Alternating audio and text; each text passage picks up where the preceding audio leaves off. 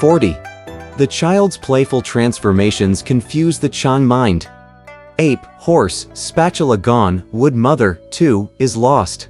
We were telling you about the great sage Sun and his two brothers, who lowered their clouds and returned to the court. They were met by the king, the queen, and their subjects, all of them lined up in rows to bow and to express their thanks. Pilgrim then gave a complete account of how the Bodhisattva came to subdue the monster, and all the officials in court touched the top of their heads to the ground in adoration. As they were thus rejoicing, the custodian of the Yellow Gate arrived to announce, "My lord, there are 4 more monks who have arrived at the gate."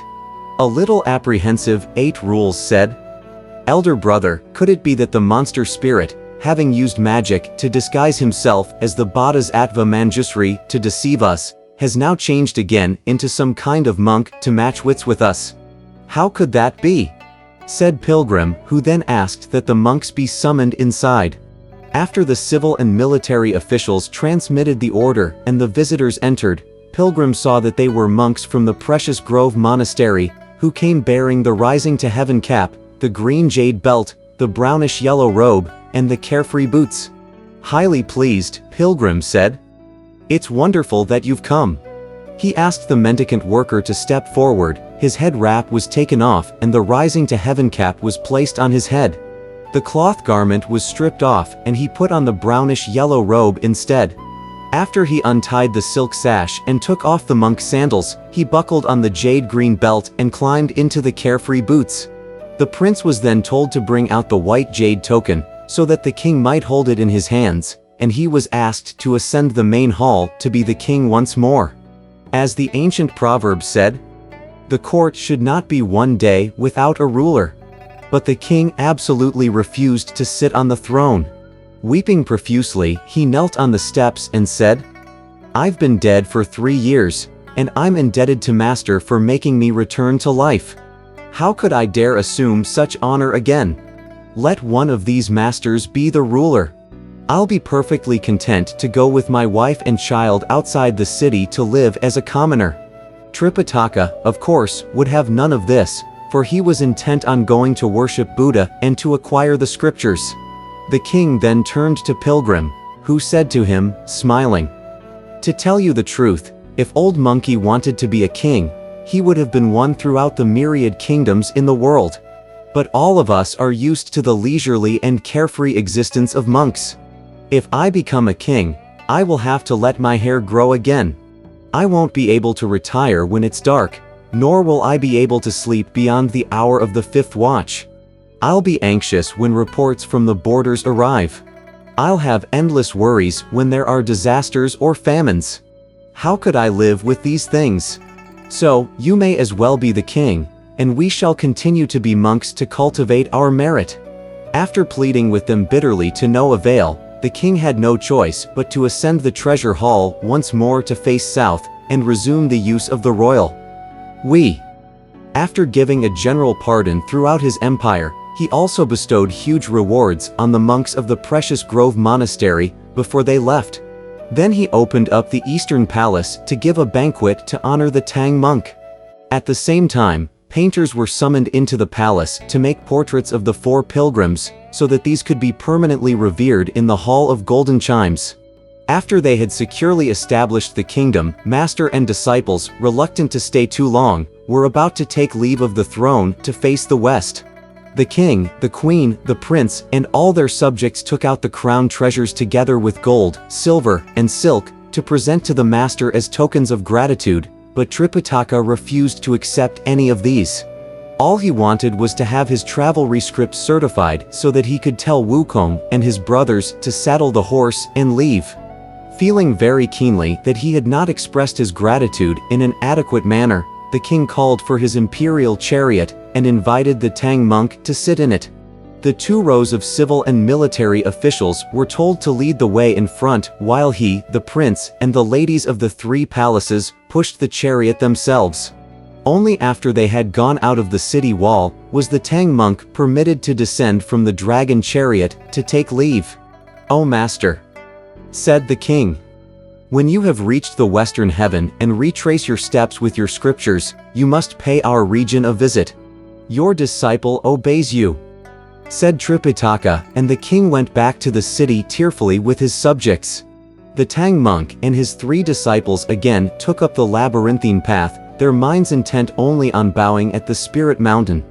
It was now the season of late autumn and early winter, and they saw frost blighting the maples to make each forest sparse, and rain-ripened millet plenty everywhere. Warmed by the sun, summit plums spread their morning hues. Rocked by the wind, mountain bamboos voiced their chilly plaint. After they left the Black Rooster Kingdom, master and disciples journeyed during the day and rested at night. They had been on the road for more than half a month when they came upon another tall mountain, truly heaven-touching and sun-obstructing. Growing alarmed on the horse, Tripitaka quickly pulled in his reins to call Pilgrim. "What do you want to say, master?" asked Pilgrim. "Look at that huge mountain with those rugged cliffs before us," said Tripitaka. "You must take caution and be on your guard, for I fear that some deviant creature all of a sudden will come to attack me again." "Just get moving," said Pilgrim with a chuckle. "Don't be suspicious. Old Monkey has his defense." The elder had to banish his worries and urged his horse to enter the mountain, which was truly rugged. "You see, whether tall or not, its top reaches the blue sky. Whether deep or not, a stream with depth like hell down there. Before the mountain are often seen rings of white clouds rising, and boiling waves of dark fog, red plums and jade-like bamboos, verdant cedars and green pines. Behind the mountain are soul-rending cliffs 10,000 yards deep, behind which are strange, grotesque, demon-hiding caves, in which water drips down from rocks drop by drop, leading to a winding, twisting brooklet down below. You see also fruit-bearing apes prancing and leaping, and deer with horns forked and zigzagged, dull and dumbly staring antelopes, tigers climbing the hills to seek their dens at night, dragons churning the waves to leave their lairs at dawn, when steps at the cave's entrance snap and crackle. The fowls dart up with wings loudly beating. Look also at these beasts pawing noisily through the woods. When you see this horde of birds and beasts, you will be stricken with heart-pounding fear. The Dew-to-Fall Cave faces the Dew-to-Fall Cave. The cave facing the Dew-to-Fall Cave faces a god. Green rocks are dyed like 1,000 pieces of jade. Blue-green gauze enshrouds 10,000 piles of mist. As master and disciples became more and more apprehensive, they saw a red cloud rising up from the fold of the mountain ahead of them. After it reached midair, it condensed and took on the appearance of a fireball. Greatly alarmed, Pilgrim ran forward to catch hold of one of the Tang monk's legs and pulled him from the horse, crying, "Brothers, stop! A monster is approaching." 8 Rules and Sha monk quickly took out their muckrake and precious staff and surrounded the Tang monk. Let us now tell you that there was indeed a monster spirit inside the ball of red light. Several years ago, he heard people saying that the Tang monk sent from the land of the East to acquire scriptures from the Western heaven was the incarnation of the elder Gold Cicada, a good man who had practiced austerities for 10 existences. Any person who could taste a piece of his flesh, they said, would be able to prolong his life until it became the same as heaven and earth. Every morning, therefore, he waited in the mountain, and suddenly he found that the pilgrim had arrived. As he watched in midair, he saw that the Tang monk beside the horse was surrounded by 3 disciples, all ready to fight. Marveling to himself, the spirit said, "Dear monk, this white-faced, chubby cleric riding a horse was just coming into my view, when all of a sudden these 3 ugly monks had him surrounded. Look at them. Everyone is rolling up his sleeves, stretching out his fists, and wielding his weapon as if he is about to fight with someone. Aha! One of them with some perception, I suppose, must have recognized me. Well, if it's going to be like this, it'll be difficult for anyone trying to get a taste of the Tang monk's flesh."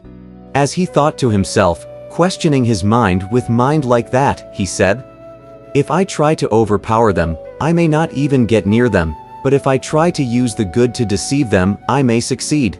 As long as I am able to beguile their minds, I can trick them even with the good. Then I'll catch them for sure.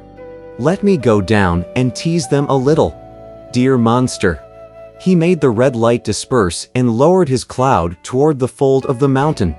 Shaking his body, he changed immediately into a little mischievous boy, about 7 years of age and completely naked, who was bound by a rope and suspended from the top of a pine tree. Help! Help! He cried without ceasing. We were just telling you about the great sage Sun, who raised his head and found that the red cloud had completely dissipated and the flames all vanished.